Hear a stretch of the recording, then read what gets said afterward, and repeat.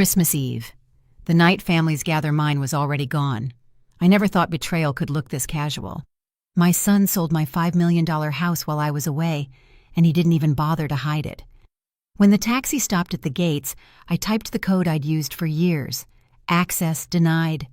Again. Red light. The camera didn't recognize me.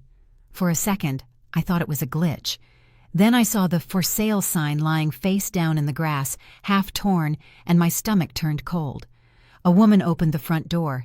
She looked startled, holding a mug. A man appeared behind her. "Can I help you?" he asked. "Yes, this is my house." The man blinked. "I think you're mistaken. We bought this place from the Langfords 3 weeks ago." The words hit like ice water. "You bought it?" I took a step back. "Who sold it to you?" "Your son, Ethan Langford. He said his mother had moved abroad permanently." My chest tightened. I looked past them into the living room. My husband's portrait had vanished.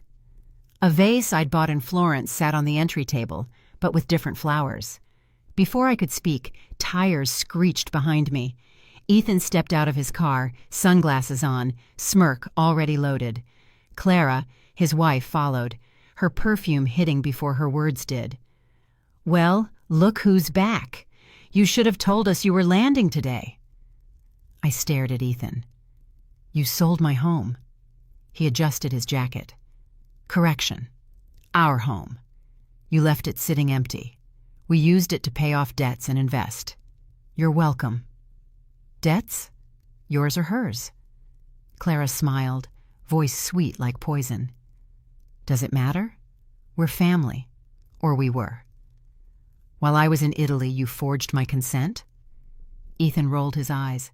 "Mom, please, don't dramatize. Everything was legal. You'll get over it." "You sold everything your father and I built." He shrugged. "Dad's gone. You can't live off ghosts." Clara touched his arm. "Be kind, Ethan. She's confused.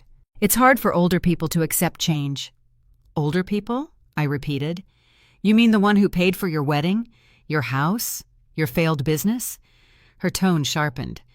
"At least we do something with money. You just let it sit in marble walls while you drink tea and remember the good old days." I stepped closer. "Clara, you have no idea what good even means." She smirked. "Maybe not, but I know what ownership means. And this," she gestured at the house, "isn't yours anymore." The new owners stood frozen, clearly regretting being outside.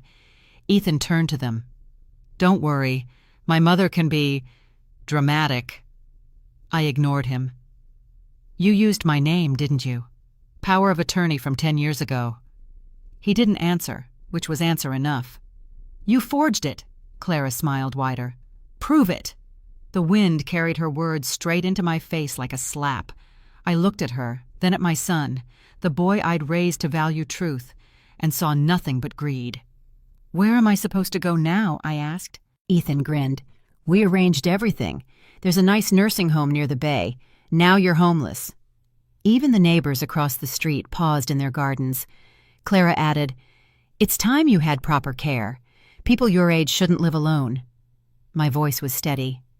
"People my age built what you're standing on." Ethan crossed his arms. "Mom, don't make me feel guilty. You left us no choice." "No choice?" I repeated. "You always had a choice. You just picked the one with cash attached." He flinched, just slightly. Clara didn't. "You should thank us. At least now you won't have to worry about taxes." "Thank you?" I laughed once, loud enough for the neighbors to hear. "You sell my house, steal my name, and expect gratitude?" Clara's smile cracked. "Watch your tone. You're not in control anymore." I took a slow step forward until we stood a few feet apart. "That's where you're wrong. You two sold something that wasn't even yours to sell." Ethan frowned. "Stop with the threats. It's over." I pointed at the gate camera. "Everything's recorded, Ethan. Every visit, every call, every signature." His face lost color. "You wouldn't—" "I already did," Clara scoffed. "Empty threats." "Maybe, but you'll find out soon enough." The man from inside, Harold, spoke carefully. "Mrs. Langford, Maybe you should contact your attorney. We don't want to be involved. You're not. You're innocent. Keep your papers. You might need them when the police ask. Ethan snapped. Mom, stop talking like a lawyer. You're done here. I met his eyes. You were done the day you sold your conscience. He stepped closer. You don't scare me. You should be scared. Not of me, but of what you've signed. For a moment, silence cut through everything. Even the sea breeze stopped moving. Clara broke it with a low laugh. Come on, Ethan, let her have her moment. She'll be gone tomorrow. Gone? No, Clara, I'm not gone. I'm watching. Ethan shook his head. You're homeless now, Mom. That word hung between us. I felt it, then crushed it. You think a house defines me? I asked. You'll learn what real loss feels like. I walked toward the street, dragging my suitcase. My heels hit the pavement hard, each step louder than the last. Where will you go? Ethan called after me. I turned back, calm and direct. To my lawyer. His smirk vanished. Clara's face drained of color. You made a mistake. You thought money could erase blood. I opened the taxi door, looked right at them and said, The house you sold wasn't yours to sell, and the debt you just bought— I paused, locking eyes with Clara— is legal. She swallowed hard. What do you mean? You'll see. The taxi pulled away. The house grew smaller in the mirror until it disappeared completely. I didn't cry.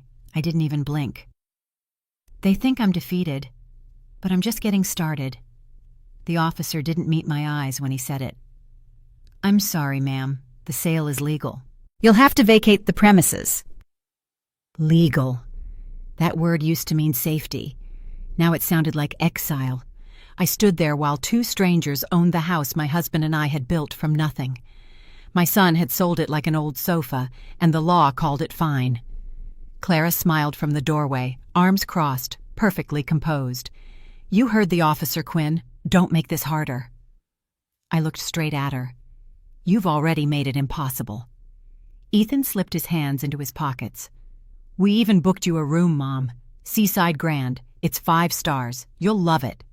I didn't ask you to pity me. Clara's voice was soft, poisonous. It's not pity. It's management. Some people just can't handle responsibility. The officer shifted, clearly uncomfortable. Mrs. Langford, you can collect personal items later through legal procedure. For now, please step away. Don't bother. There's nothing personal left here. Ethan reached into his pocket. At least take the hotel keycard. I didn't take it. He dropped it on the ground beside my suitcase. Suit yourself, he muttered. When the police car door closed behind me, I didn't cry. I just watched through the glass as the gate shut again, cold metal locking me out of my own life. The reflection in the window showed my face, calm and hollow. Behind me, my son's silhouette shrank until it disappeared. The ride to the hotel felt longer than the flight from Rome. Santa Barbara slid past in waves of blue and gold. I saw people walking their dogs, couples laughing on balconies. The world didn't care that my name had just been erased from a property deed. At the Seaside Grand, a receptionist greeted me with the kind of smile meant for people running away from something. Welcome, Mrs. Langford. Your son made the reservation. Suite 503, Ocean View. Of course he did. Even my exile had been organized by him. The room smelled of salt and linen, white walls, perfect curtains, no soul. The kind of place made for business travelers, not widows betrayed by their only child. I set my suitcase down and sat on the edge of the bed. The silence pressed against my ribs until it hurt. My phone buzzed. Another message from Ethan. Don't be angry. You'll thank me later. I laughed. It came out sharp and hollow. Then I opened my laptop. If they thought humiliation would make me crawl, they forgot who taught Ethan to read contracts. I typed in the password and opened the cloud folder marked Langford Family Trust, 2015. Every document, every clause, every signature was still there. The trust required 3 signatures for any property sale: mine, Ethan's, and David's. My younger son lived in Seattle. I dialed his number. He picked up on the first ring. Mom? You're back already? David, I said, voice steady, did you sign any house papers recently? No. Why? Because your brother did, and he used my name to do it. A long pause. Then, quietly, he wouldn't. He did. And his wife helped. David's tone hardened. Mom, those papers, are they notarized? They are, but I just checked. The power of attorney Clara used expired 5 years ago. He exhaled sharply. Then it's fraud. Forgery, I corrected. Sloppy one, too. I'm looking at the scan now. My name doesn't even match my usual signature. Mom, what are you going to do? I'm going to do what I always do. Clean up their mess. Legally. I opened another file, the house's original trust clause. The property wasn't under Ethan's name. It was held in a protected asset group, transferable only by joint consent, meaning what they sold wasn't truly theirs to sell. Outside, the ocean slammed against the rocks below. The sound matched my heartbeat, steady, relentless. My phone buzzed again. Another message. Clara says, "Stop fighting. It's over." I replied, "Tell her nothing is over until the documents agree." I closed the laptop and stood at the window. The sunset burned red over the Pacific, bleeding light into the sea. Somewhere beyond that horizon, justice waited in the fine print. I remembered something my husband once said when we signed the first deed together. Ownership is a matter of patience, not possession.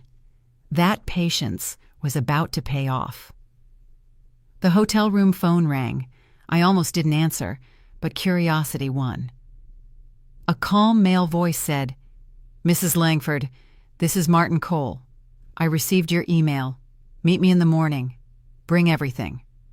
I smiled for the first time that day. "Mr. Cole, it's been a long time." "Not long enough for justice to expire." I hung up. For a moment I just stood there, breathing in the salt air. The humiliation was still raw, but beneath it, something else had awakened. Cold, deliberate focus. They had taken my house, but not my mind. And that was their first mistake. I looked back at the reflection in the window, steady, composed, unbroken. Then I whispered, "Documents tell stories, and theirs is about to scream." The ocean outside my hotel window looked calm, but calmness is only the surface of strategy. I had one rule in life. When people lie, let the paperwork speak. I opened my laptop. The blue light reflected on my face like the start of a trial. Langford Family Trust, 2015, still there, untouched. Clara must have thought deleting files from my computer was enough. She forgot the cloud remembers everything. The document opened, line after line of legal text, the foundation of my family. Clause 3A. Any property sale requires the signatures of Quinn Langford, Ethan Langford, and David Langford. 3 signatures. I saw only 2. Mine and Ethan's. David's line was blank. Idiots. You didn't even fill in the 3rd. Then I noticed something else. The signature under my name looked clean. Too clean. I zoomed in. The ink pattern wasn't real ink. It was scanned. A digital trace. Clara had copied my signature from an old renewal form and pasted it. Worse, she had done it using a document that had already expired. The power of attorney was dated 2015 to 2020. It was now 2025. She didn't even notice the timestamp. She forged everything. My son just didn't notice.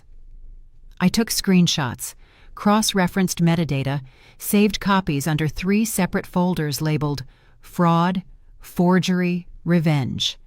Every click was a nail in their coffin. The phone rang. "Mom?" It was David. His voice, steady, kind, the opposite of his brother's. "I need to ask you something," I said. "Did you sign any property documents lately?" "What? No. Why?" "Because Ethan sold the house, and somehow my signature and yours are on the papers." A pause, then disbelief. "He wouldn't—" "He would," I cut in, and his wife made sure it looked legitimate. Do you have proof? I have more than proof. I have timestamps, IP addresses, and expired authorizations. The document was created on a Sunday, when no notary works. They didn't even fake the date correctly. David exhaled. Jesus, Mom. They could go to jail for that.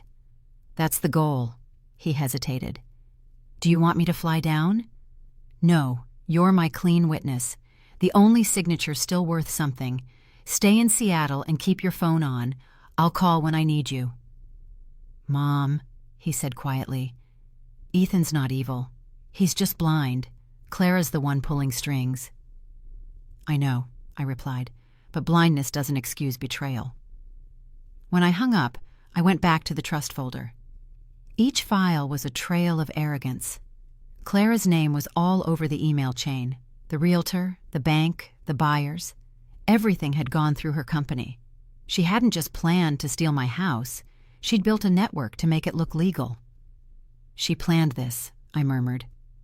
I printed out the documents. The hotel's small printer Word, spitting out page after page of betrayal. Each sheet carried her fingerprints in pixels and arrogance. Then I opened Ethan's email folder, one I had access to for estate alerts. There it was. Subject: Final sale confirmation. Sender: Clara Langford, Clara@PierceRealty.com.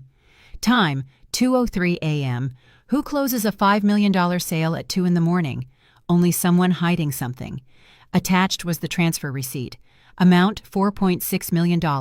Recipient account: C. Langford Holdings. Not joint, not family. Hers alone. I smiled, bitter but satisfied. Thank you, Clara, for leaving a paper trail. Next, I called the notary office listed on the document. The clerk sounded tired. Ma'am, that stamp number belongs to a notary who retired 3 years ago. Perfect. Can you send me written confirmation? Of course.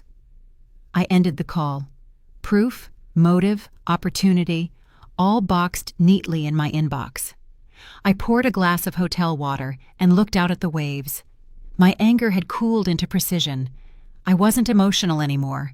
I was legal. I opened a new email and typed, To Martin Cole. Subject: Urgent. Langford Family Trust. Fraud discovery. Body: Martin. They forged my signature. Power of attorney expired 2020. I have evidence. Metadata, bank transfers, notary record. Need full legal strategy by morning. Bring your black notebook. Quinn. I clicked send. Outside, the wind picked up, shaking the balcony doors. It almost sounded like applause. I turned off the lights and let the blue glow of the laptop fill the room. That light was my weapon. Documents never lie. People do. I closed the screen, feeling the weight of every file saved, every truth secured. Tomorrow, I would turn these pages into judgment. And for the first time since losing my home, I felt exactly where I belonged, in control. Martin Cole's office looked exactly the same as it had 10 years ago. Dark wood, soft light, the smell of old coffee and victory. He stood when I entered, still tall, still sharp. His gray hair was thinner, but his eyes hadn't aged a day. Quinn Langford, he said, smiling faintly. When you emailed me last night, I knew it wasn't for small talk. I don't do small talk anymore. They forged my signature. They sold my house. He nodded once. Then they picked the wrong widow to underestimate. I opened my folder and slid it across the desk. Langford Family Trust, Clause 3A. 3 required signatures. They used 2, 1 forged. He adjusted his glasses and flipped through the pages quickly, scanning, marking, calculating. Clara's prints are all over this. The notary stamp, retired in 2022. Rookie mistake. She planned everything, but she didn't plan for me. Martin looked up. Do you want justice or revenge? They're the same thing. He chuckled softly. Good, because this will get messy. He picked up his phone. I'm bringing in 2 people. We'll need them. Within the hour, the first arrived, a woman in her 50s with sharp eyes and a detective's posture. Quinn, this is Detective Nora Briggs. She handles real estate fraud cases. Nora shook my hand firmly. Mrs. Langford, I've read your file. Clean records, spotless finances. You're not the problem here. They are. Good to hear someone say it out loud. Nora nodded. I'll pull security footage, phone logs, and email traces from Clara's office. Fraud leaves footprints. The second person walked in behind her, a calm, serious woman in a lab coat carrying a silver case. "And this," Martin said, "is Dr. Alicia Novak, forensic document examiner. She'll confirm what we already know." Dr. Novak didn't waste time. "Show me the documents." I handed her the original printed copy of the forged trust paper. She placed it under a magnifier, clipped it flat, and turned on a narrow white light. For a long moment, the room was silent, except for the quiet hum of the light. Then she spoke. "The pen pressure isn't natural. The strokes stop where they should lift. Whoever did this copied a digital image, not handwriting." Martin raised an eyebrow. "Can you identify the forger?" She smiled faintly. "Possibly. The slant angle of the forged signature leans left. The original samples all lean right. That means your forger was left-handed." I didn't breathe for 2 seconds. Then I said, "Clara is left-handed." Dr. Novak looked up.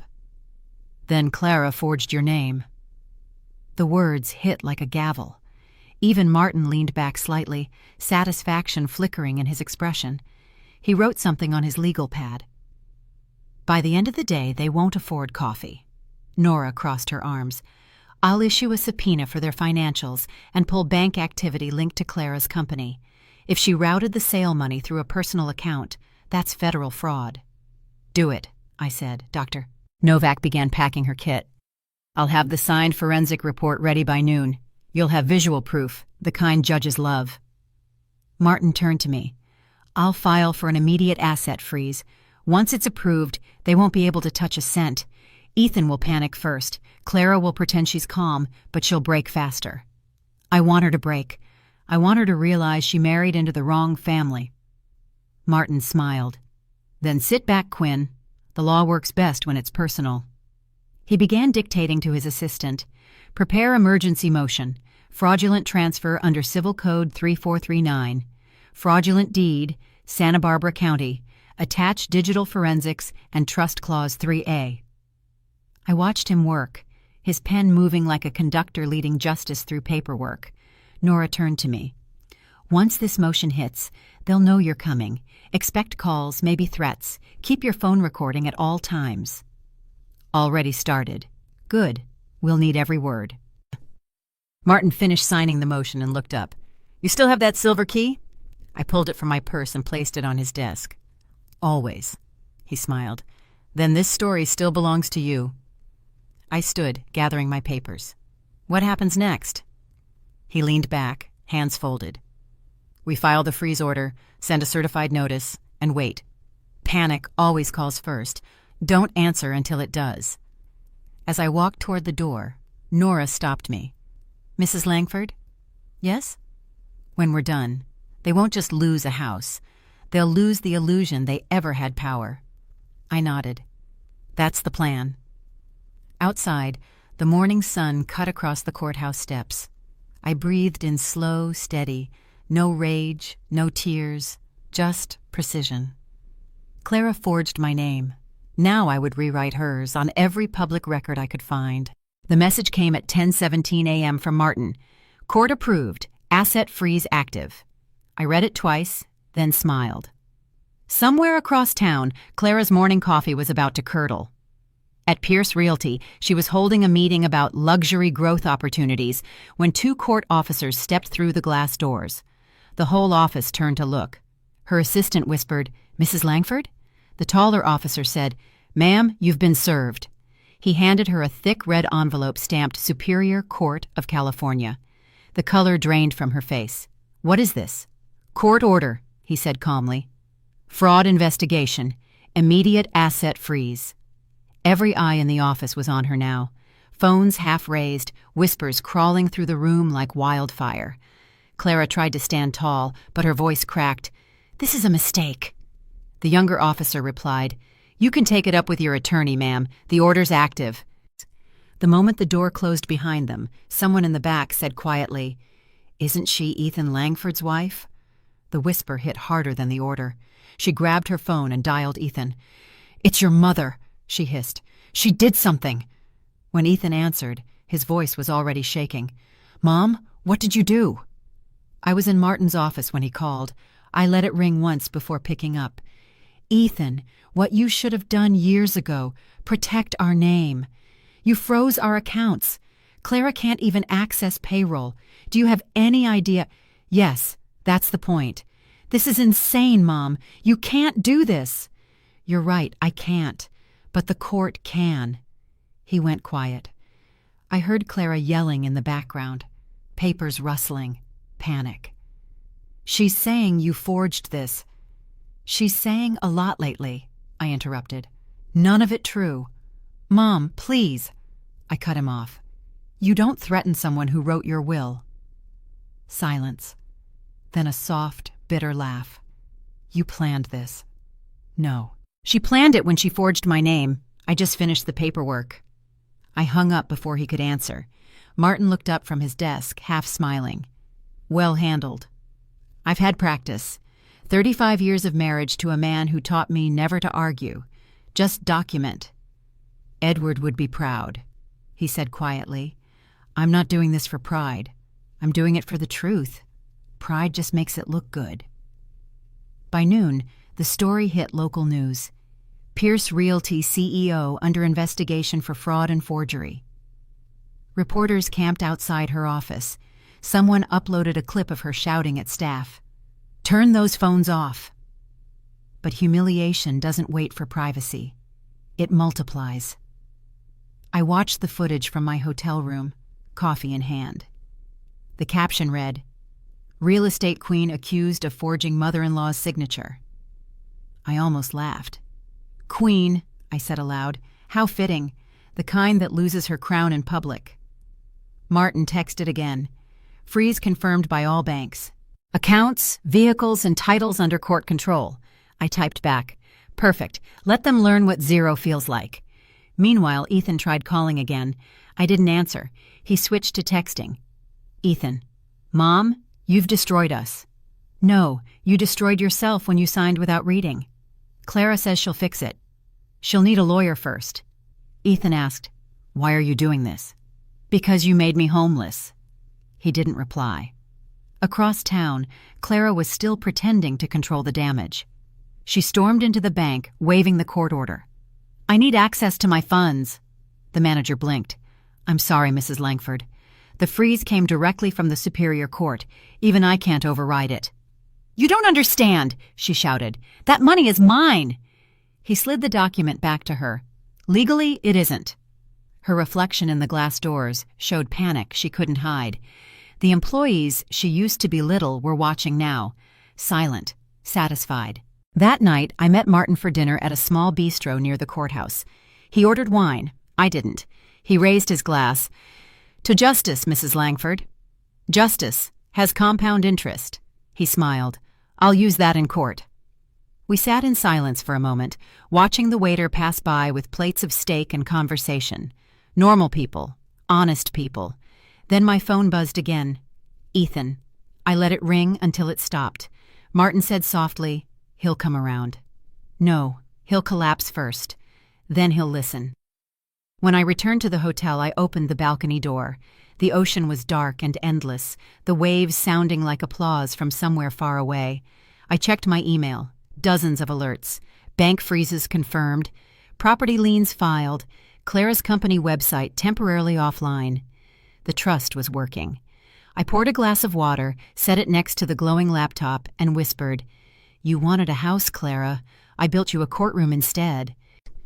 I could almost picture her sitting at her desk, realizing she was out of moves. No money, no silence, no control. That night, I slept for the first time in weeks, because the woman who sold my home had just lost hers, not to fire or theft, but to justice served cold.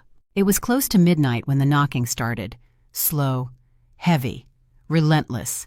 I didn't move at first. Drunks always knock like that, loud enough to demand attention, quiet enough to pretend they still have control. When the third knock came, I opened the door. Ethan stood there. My son. My drunk, broken son. His tie hung loose, his eyes red, his hand gripping a half-empty bottle. "Mom," he said, slurring. You think you're clever? The smell of whiskey hit me first, then the bitterness in his voice. I didn't answer. I just stepped aside. You came to talk or to destroy something else? He staggered inside. You ruined me. You froze my life, my accounts, everything. You ruined yourself. I just notarized it. He laughed, short, bitter. You always did love your legal words. They protect honest people.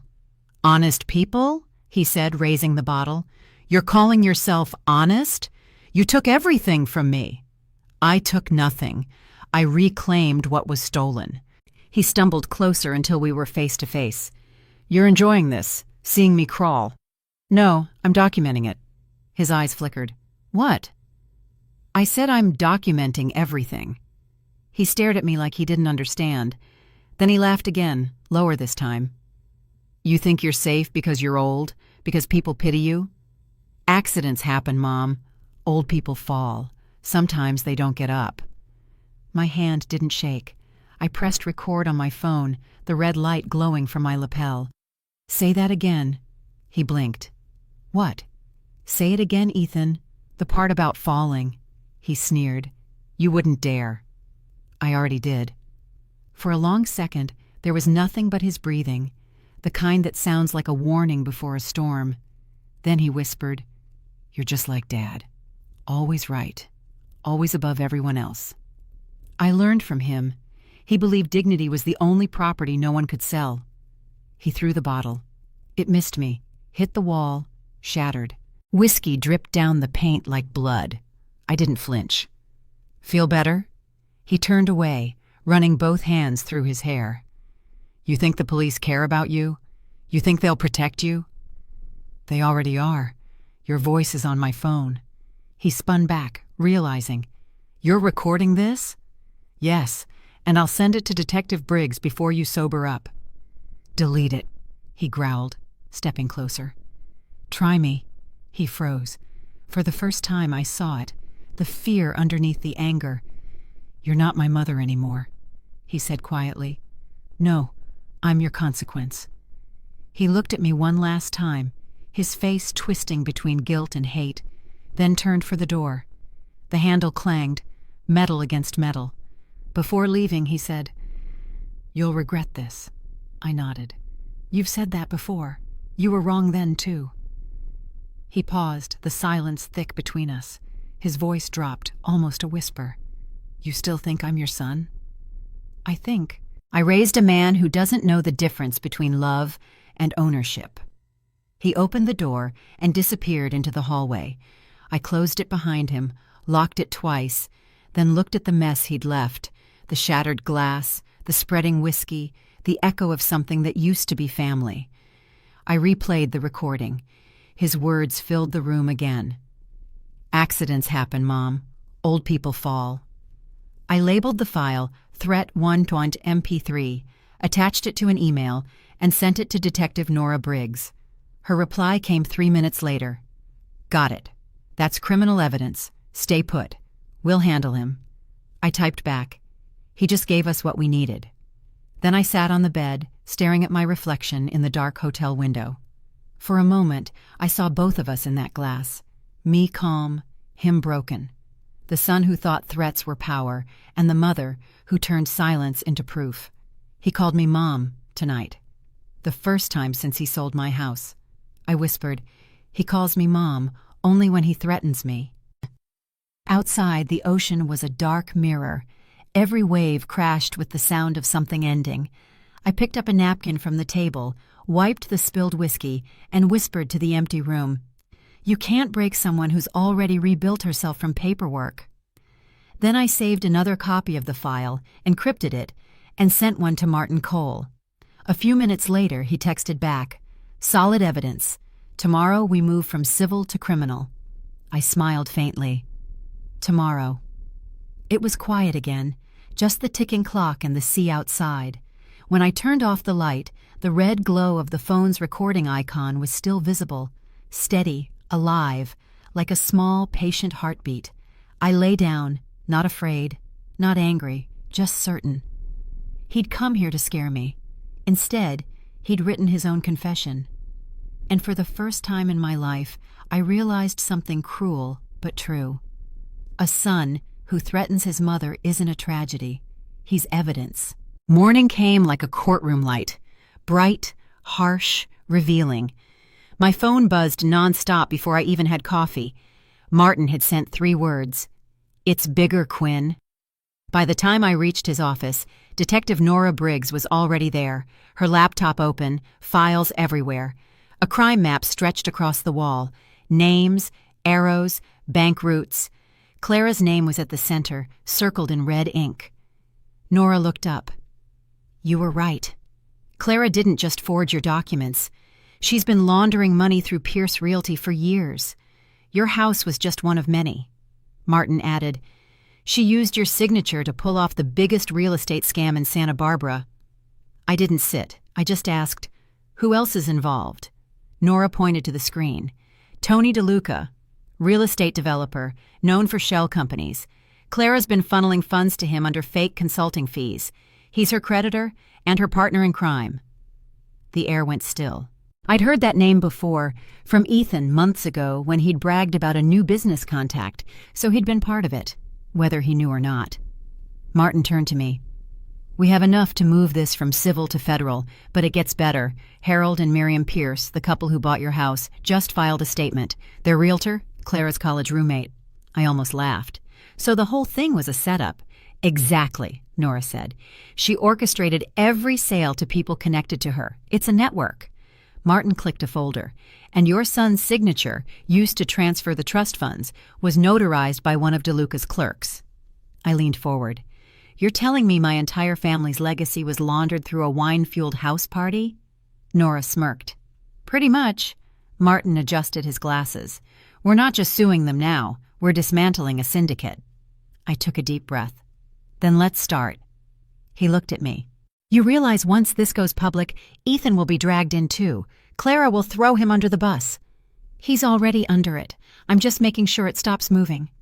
Nora glanced at me, studying my face. "You're calm for someone watching her son collapse." "I've had practice. The day he sold my home was the day I buried sentiment." She nodded, impressed.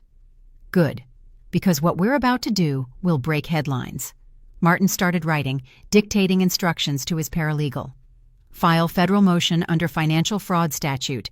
Attach witness statements, forged signature analysis, and the audio recording of the threat." He looked at me. "Your son's midnight visit just became evidence." "He called me Mom for the first time in months," I said. "It's poetic, in a tragic way." Nora turned her laptop toward me. "Look at this." On the screen was a chain of emails between Clara and DeLuca, each one marked confidential. The most recent line froze me. "Once the trust transfer clears, we disappear. Ethan's mother will never see it coming." I stared at the message until the words blurred. She wanted to erase me completely. Martin's voice cut through.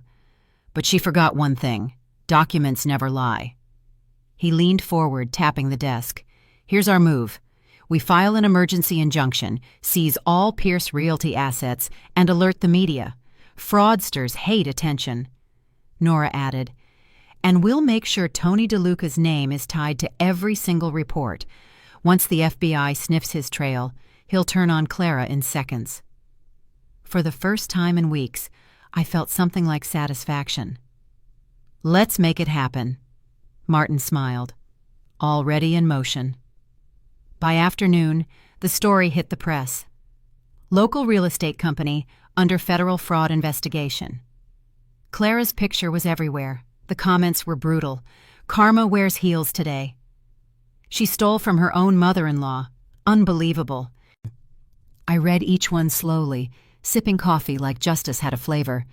Ethan called again that evening. This time his voice was hollow. "Mom, what's happening?" "Reporters are outside the house. They're saying Clara's under investigation." "She is." He hesitated. Did you do this?" "No," I said calmly. "She did. I just made sure the world could see it." He sighed, broken. "She said Tony was just a business partner. I didn't know." "I believe you, but belief doesn't undo damage." Are you going to destroy her? I don't have to. She's doing it herself. When I hung up, I looked out the hotel window again. The ocean was turning silver under the evening sky, quiet, powerful, inevitable. Martin texted one last time that night. DeLuca's assets seized. Clara's office raided. It's over, Quinn. I replied, no, it's documented. The sound of the waves outside reminded me of paper turning, law moving, justice catching up. Clara thought she was untouchable because she played with signatures. The mediation was supposed to be civil. That's what Martin called it. Just a meeting. He was wrong. The room smelled like cold coffee and lies. Clara sat on one side of the table, sunglasses hiding her eyes, pretending to be calm. Ethan sat next to her, hands clasped, eyes down, looking like a boy waiting for detention. Martin leaned close to me. Stay quiet until she talks. I intend to. The mediator, a woman with perfect posture, began. Mrs. Langford, Mrs. Clara Langford, let's keep this constructive. Clara's voice was sugar-coated poison. I didn't mean for things to get this far.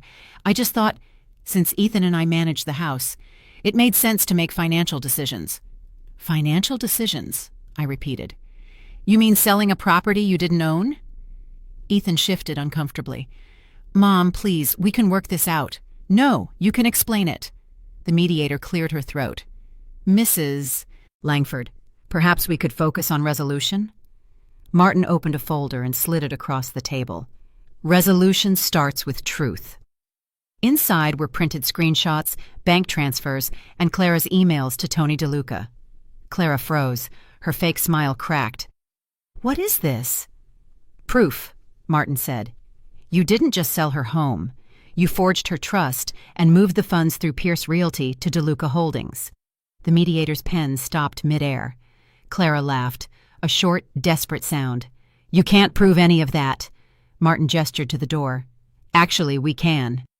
Detective Nora Briggs stepped in, badge glinting under the light. Good morning, Mrs. Langford. We spoke before. You remember my voice. Clara's face drained of color. What is this? An official proceeding, Nora said calmly. You're free to cooperate, of course. Ethan turned pale. Wait, are you arresting my wife? Nora smiled faintly. Not yet. I looked at Clara. You said you wanted resolution. This is it. She glared at me. You planned this. I prepared. There's a difference. The mediator whispered, Perhaps we should pause. Martin's voice cut through. No, let her speak. I want her on record. Clara slammed her hands on the table. Fine. You think you're smarter than everyone, Quinn? You left your documents unprotected. You trusted your precious family. That's on you. I stayed quiet, just watching. She leaned forward, almost shaking. You don't deserve that house. You live in the past. Ethan needed it. We needed it. And you thought theft would fix that? I asked softly. She pointed at me. You ruined our lives. No, I said, calm as ice. I just exposed the math. Martin tapped the file. Mrs. Langford, the forged signature was confirmed by a forensic expert, and the power of attorney you used expired in 2019. Everything after that is felony fraud. Ethan whispered, Clara, is that true? She didn't answer. He looked at me, tears trembling in his eyes. Mom, I swear, I didn't know. I studied him. You never looked. That's worse. Clara turned on him. Don't start with me, Ethan. You signed what I gave you. And you told me it was for refinancing. The room broke into shouting, Clara yelling, Ethan defending, the mediator pleading for calm. Only Martin stayed composed, eyes on the clock, waiting. Then, like a final act, Nora reached into her briefcase and placed a phone on the table. We also have this. The audio started. Ethan's voice from that night. Accidents happen, Mom. Old people fall. He froze. Clara's mouth dropped open. The sound filled the room, echoing off the walls like a verdict. When it ended, silence drowned everything. Ethan whispered, You recorded me. Yes, I said. Why? Because you stopped listening. He buried his face in his hands. Clara tried to recover. "You can't use that in court." Nora shrugged. "It's admissible in California. One-party consent." Martin leaned back, satisfied. "That's the sound of your empire collapsing." Clara laughed weakly. "You think you've won?" I stood. "No, I've restored balance." The mediator looked stunned. "I've never seen a mediation like this." Martin gathered the files. "You won't again." As we walked toward the door, Clara shouted after me, "You'll die alone in that empty house." I turned just enough to meet her eyes. "Maybe, but it'll be my house." The door closed behind us, sealing her screams inside. In the hallway, Nora exhaled. "That went well?" Martin smiled. "Define well." I said, "It went as planned." We stepped outside. Cameras were already waiting, reporters shouting questions, flashes cutting through the air. Clara's name was trending before we reached the car. Martin opened the door for me. "You know what they'll call this?" "What?" He smiled. "The Langford mediation explosion." I looked back at the courthouse steps, where Justice had just walked out in heels. "Let them call it what they want. The evidence speaks louder." Nora laughed. "You're colder than most detectives." "Experience." The car door closed. The flashlights faded. For the first time in months, I breathed freely. Somewhere behind those walls, Clara was shouting, bargaining, breaking. I didn't need to see it. I'd already won the only way that mattered. Legally, quietly, completely. And as the car pulled away, I whispered, "Documents never lie. People do." The courtroom was colder than any winter I'd ever known, not because of the air conditioning, because of silence, the kind that holds its breath before truth lands. Clara sat across from me in a beige suit that tried too hard to look innocent. Her lipstick was cracked. Her hands kept twitching against the table, looking for something to hold on to. There was nothing left. Ethan sat behind her. He couldn't look at me. Good. He wasn't the victim here. Judge Eleanor Hartman entered, the kind of woman who didn't need to raise her voice to command a room. Everyone stood. Everyone feared her silence. "Langford v. Langford," the clerk announced. That sound, my family name, now read like a crime. Martin stood tall, crisp, calm. "Your Honor, today's evidence shows a deliberate act of fraud, forgery, and the unlawful transfer of a $5 million property belonging solely to my client, Mrs. Quinn Langford." He turned to Clara.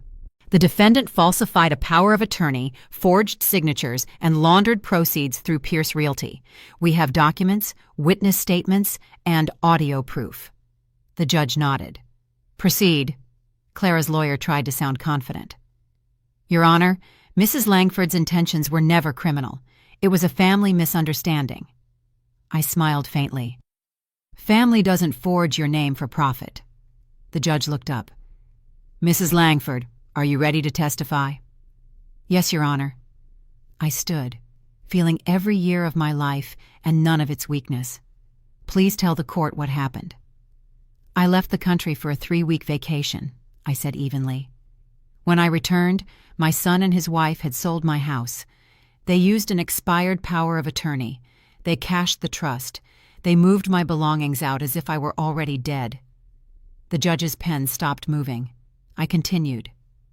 "When I confronted them, I was told there was a room waiting for me at the nursing home." A few people in the courtroom gasped. Clara's lawyer jumped in. "Objection. Irrelevant emotional appeal." The judge waved him off. "Overruled. Continue." I turned my gaze toward Clara. They thought I'd panic. They thought I'd cry. Instead, I called my lawyer. Martin stepped forward, placing the evidence binder on the table. Exhibit A through F, financial statements, forged deeds, and this audio recording. The room filled with Ethan's drunken voice. "Accidents happen, Mom. Old people fall." The judge's expression froze. Clara looked at Ethan, horrified. He buried his face in his hands. "I was drunk. I didn't mean it." The judge's tone cut like glass. "But you said it." Silence. Martin spoke again, calm as ever. Exhibit G, forensic analysis by Dr. Alicia Novak. The forged signature belongs to a left-handed individual. The defendant, Mrs. Clara Langford, is left-handed. Dr. Novak took the stand briefly, confirming every detail. When she finished, the judge leaned back. "So, the evidence shows deliberate fraud for personal gain, correct?" "Yes, Your Honor," Clara's lawyer whispered to her, panic rising. She ignored him. Then, like every desperate person caught, she broke. "Fine," she shouted. "Yes, I did it. I forged it. But I had no choice. He," she pointed at Ethan, "promised we'd pay it back." Ethan's head shot up. "What? You said it was a refinance." She laughed, bitter and broken. "You never read anything. You just signed whatever I put in front of you." The judge banged her gavel. "Enough!" The courtroom fell silent again, but this time the silence belonged to me. Martin whispered, "You can rest your case now." I shook my head. "Not yet." I turned to the judge. "Your Honor, I'm not here to send anyone to prison. I'm here to restore what's mine, and to make sure my husband's legacy isn't remembered through lies." The judge nodded slowly. "Understood." She glanced through the documents again. "This court finds in favor of the plaintiff, Mrs. Quinn Langford. All assets transferred under forged authority are hereby voided. Property rights revert to the plaintiff immediately." Clara's knees buckled. Ethan tried to hold her up. She pushed him away. The judge continued, voice steady, merciless. "Furthermore, due to clear evidence of intentional fraud, the defendant will face state prosecution for forgery and obstruction of justice." A murmur rippled through the courtroom. Clara shouted, "You can't do this!" Judge Hartman looked straight at her. "You already did this, to yourself." The gavel fell. One sharp sound. The sound of justice landing. Reporters outside clapped as the verdict spread. Cameras flashed when I stepped out of the courthouse, but I didn't stop to smile. Martin walked beside me. "You just made history." "I made balance," I said quietly. He nodded. "They'll talk about this case for years." "Let them," I said.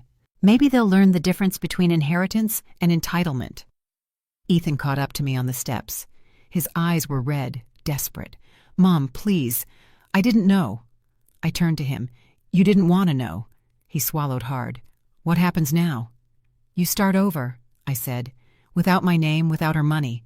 You earn your own life." He looked down. "Do you hate me?" I paused. "No, but I can't trust you." He nodded slowly, like someone finally understanding the price of betrayal. Martin handed me the reinstated deed.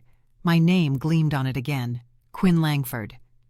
As I held it, the press shouted questions. "Mrs. Langford, how does it feel to win?" I looked at them and said, "Justice isn't about revenge. It's about balance restored." Flashes went off.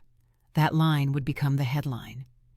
As I stepped into the car, I glanced back at the courthouse doors, where Clara was being led away in handcuffs, her perfect hair falling into her face, her voice cracking in disbelief. For once, she wasn't the one giving orders. The door shut, sealing the noise behind me. The city moved on. But for me, it wasn't victory. It was correction. And when Martin asked, "Do you feel at peace now?" I said, "Peace isn't given. It's filed, signed, and recorded." The courthouse felt different that morning. No tension, no cameras, just the echo of footsteps and the soft rustle of paperwork, the sound of endings being written. I sat in the same seat as before, calm this time. The fight was over. What was left was judgment.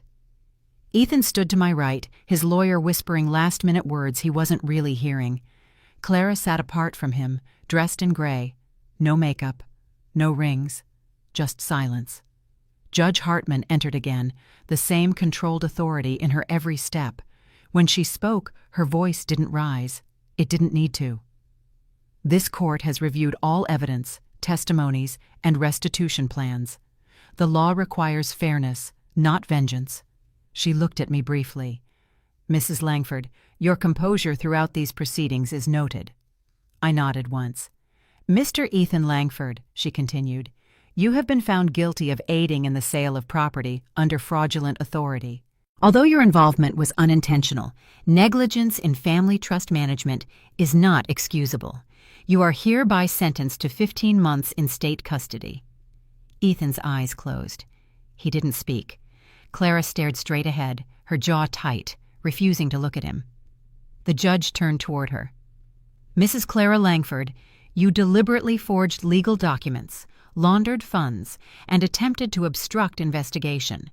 The court is granting you probation for 24 months with mandatory restitution of $1.5 million to the Langford Family Trust. Failure to comply will result in incarceration." Clara's lips trembled. "Your Honor, I—" "Don't," the judge said simply. "You've said enough." The gavel came down once, quiet but final. Martin leaned over to me. "That's it, Quinn. The ledger is closed." I looked across the courtroom. Ethan's lawyer was patting his shoulder, murmuring something about a lesson learned. Nay. Clara just stared at the floor, her knuckles white against the table. When the guards led Ethan away, he looked at me for the first time in weeks. There was no defiance left, only shame. I didn't smile. I didn't cry. I just said, "Take care of yourself, son." He nodded, voice breaking. "I will, Mom." Then he was gone. Clara's probation officer handed her a document to sign.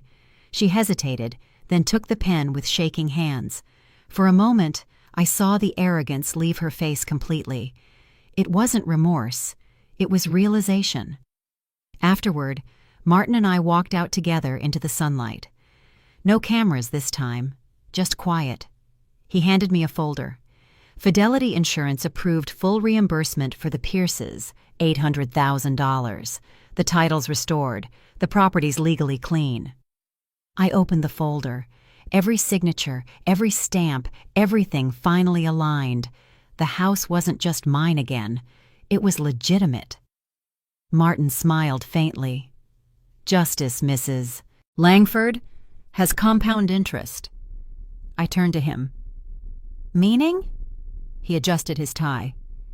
"It always pays back more than what was taken, if you're patient enough." We walked toward the steps, our pace slow, deliberate. "You never once asked for revenge," he said. "You asked for restoration. That's rare." "I've lived long enough to know revenge fades faster than paperwork," I replied. He laughed quietly. "Spoken like a true Langford." The Pierces met us outside. They looked relieved, almost emotional. Miriam Pierce held a small envelope. "We wanted you to have this. It's a thank you note and a photo. The house looked beautiful while we lived there." I opened it later in the car. It was a picture of the ocean from the porch, sunlight bouncing off the waves. On the back she had written, "Thank you for fighting for what's right. People like you remind us good still wins." I held that photo for a long time. Later that afternoon, I drove to the beach house. The door opened easily this time. No more strange locks, no more trespassers. Just silence. The kind that felt like peace, not emptiness. The air smelled like the ocean again, not fear. On the table sat the silver key, the one that had started everything. I picked it up and turned it in my hand. Cold metal, but warm memory. Martin's words echoed in my head. Justice has compound interest. He was right. Clara would live with the humiliation. Ethan would serve his time.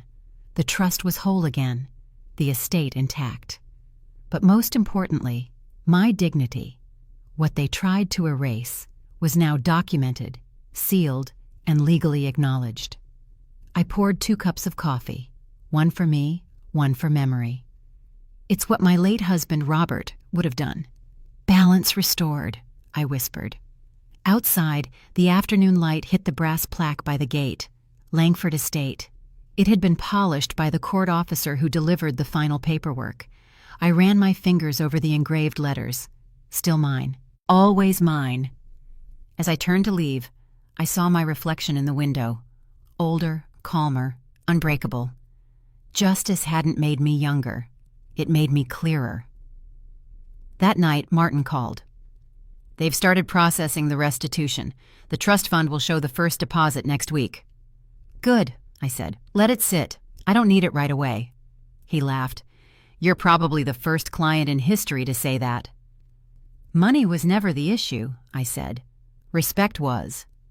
There was a pause on the line. Then he said quietly, "You earned it, Quinn." After the call, I walked out onto the balcony.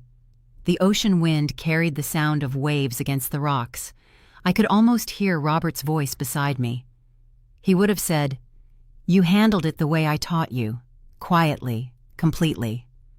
I smiled. "You were right, love. Calm wins." Down below, a court courier arrived with one last envelope. Inside was a certified statement. All proceedings closed. Assets restored. Langford Family Trust active. At the bottom, Judge Hartman's signature. The seal gleamed under the lamplight.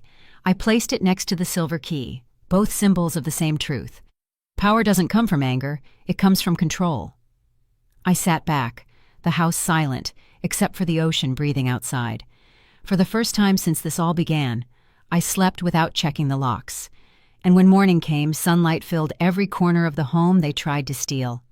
Balance restored, justice filed, compound interest collected. The day I got my house back, the sky looked the same as the day I lost it. Blue, ordinary, calm. Only this time, the silence didn't hurt.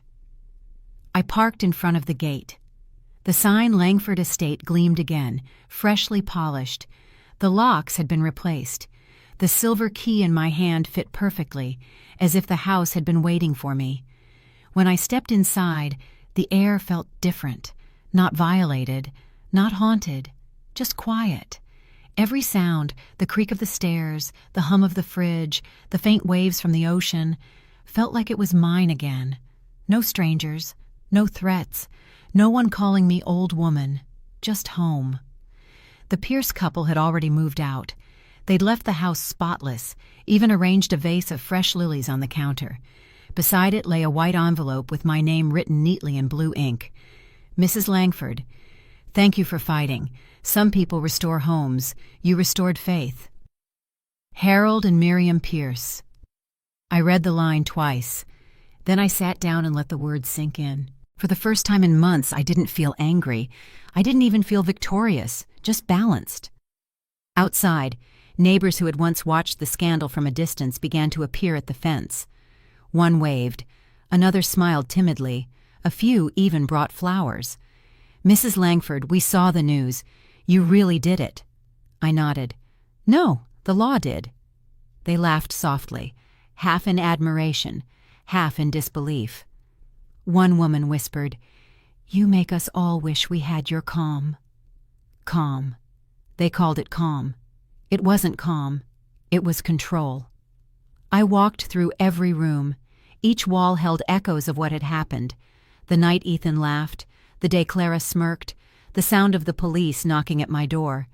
But those memories didn't sting anymore. They just existed, like closed files. In the living room, sunlight fell across the same marble floor where they'd once mocked me. The gold-balanced statue that Martin gifted me after the trial stood on the mantel. Its scales gleamed evenly in the light. "Justice, Mrs. Langford, has compound interest." His words echoed again. He'd been right all along. I opened the doors to the terrace. The ocean stretched endlessly, its rhythm steady and unemotional, like the way I had learned to live. A delivery man arrived. He handed me a sealed envelope. Inside was an insurance settlement receipt, Fidelity's confirmation of the reimbursement to the Pierces. Every cent accounted for, every document stamped. I placed it next to the silver key. Two symbols of the same truth, ownership and order. Then the phone rang. It was Martin. "Everything finalized?" he asked. "Yes," I said. "The house feels like it's breathing again." He chuckled. "That's the sound of closure."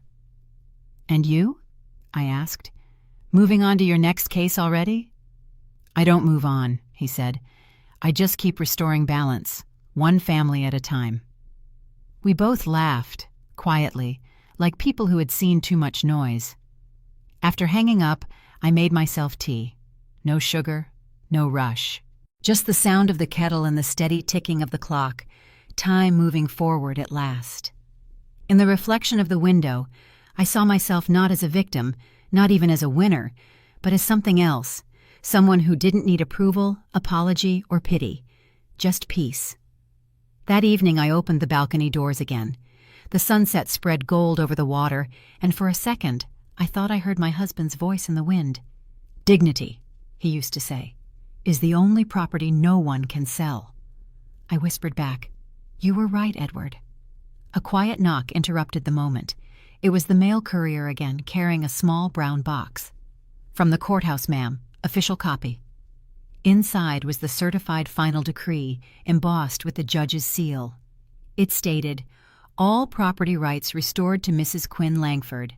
Simple words, heavy meaning. I set it beside the lilies under the evening light. The same light that had once reflected off police cars now shone softly on peace.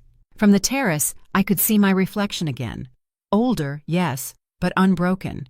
And then I said something out loud, just once, to the empty house. "You tried to erase me, but I was written in ink." The wind carried it away, but I didn't mind. It wasn't anger anymore. It was a statement, a fact. Later, as darkness settled in, the neighborhood lights flickered on. One by one, small points of quiet acknowledgement. Someone shouted from across the street, "Mrs. Langford, we saw you on TV. You're incredible." I smiled faintly. "No, just patient." I closed the door gently behind me. Inside, the clock ticked steady, the kind of rhythm that said, "You've done enough. Now rest." I looked around one last time before turning off the lights. The silver key on the table caught the last trace of sunset. Justice wasn't loud. It didn't scream. It just existed, signed, sealed, and unshakable. And as I walked upstairs to my room, I whispered to myself, "Home feels different now. Not taken, not borrowed, but earned." Outside, the waves kept moving, steady, indifferent, eternal. Inside, I finally matched their pace, because when you win quietly, the world always notices louder. A month passed before I heard from him again.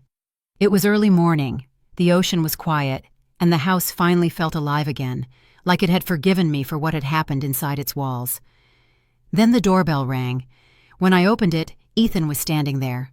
No lawyer, no arrogance, no watch on his wrist, just my son, holding an envelope in both hands. His voice was low. "First restitution payment, Mom." He placed the envelope on the table. It was heavy, not because of the money, but because of what it meant. "I started working at a construction firm," he said. "It's honest work, hard work. I wanted to deliver this myself." I studied his face. For the first time in years, he looked like the boy I'd raised, not the man who tried to take everything from me. I nodded. "Call me when it's been a year. We'll talk then." He hesitated. "Do you really think I can fix this?" "You can start by showing up," I said. "Not with money, with honesty." He nodded again, eyes glassy but clear. "Clara left the state. I signed the divorce papers last week."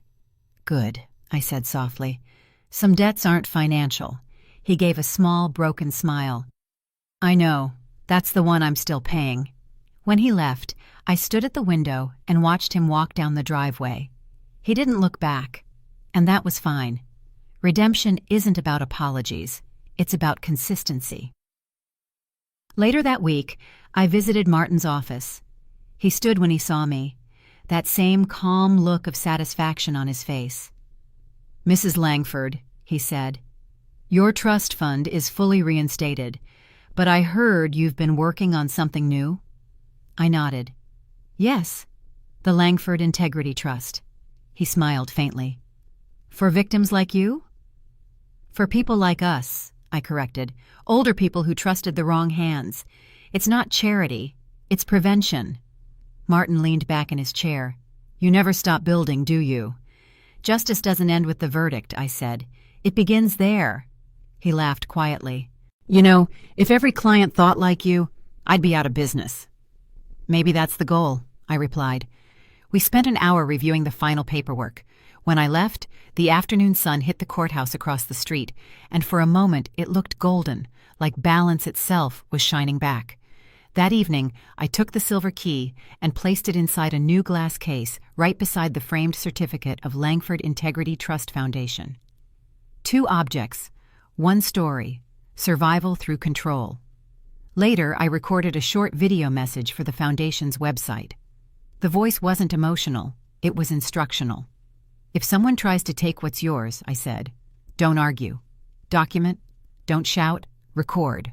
The law isn't a weapon, it's a mirror. Use it. I paused, then added, justice isn't about revenge, it's about balance restored. The editor kept it as the closing line. After the video was done, I sat on the balcony, tea in hand, listening to the ocean again. The sky turned orange, then violet. For a brief second, I thought about everything that had happened, about humiliation, loss, courtrooms, signatures, silence. Then I thought about what came after. Peace didn't come when I won. It came when I stopped needing to win. My phone buzzed. A message from David. Mom, I'm proud of you. Grace saw the news about your foundation. She wants to volunteer. Grace, my granddaughter. Maybe the next Langford wouldn't need to fight for justice, just protect it. I smiled. Tell her she's welcome. Tell her to bring that sharp mind of hers. I turned off my phone, letting the waves drown the last bits of noise from the world. The porch light flickered on, casting a warm glow over the key, the certificate, the mug on the table. It wasn't wealth. It wasn't revenge. It was order. And in that moment, I understood what redemption really meant. Not forgiveness, not forgetting. Just peace, signed and delivered. I whispered, almost to the wind. Family isn't about blood. It's about the choices we make after betrayal. The ocean didn't answer. It didn't need to. It had already carried away everything unworthy of keeping. I closed my eyes, the salt air on my skin, the hum of life returning to normal. For the first time, I didn't feel like the woman who lost her house. I felt like the woman who built something greater. When I went inside, I turned off every light except one, the lamp by the window. Its reflection shimmered on the silver key. Justice over revenge. That made all the difference.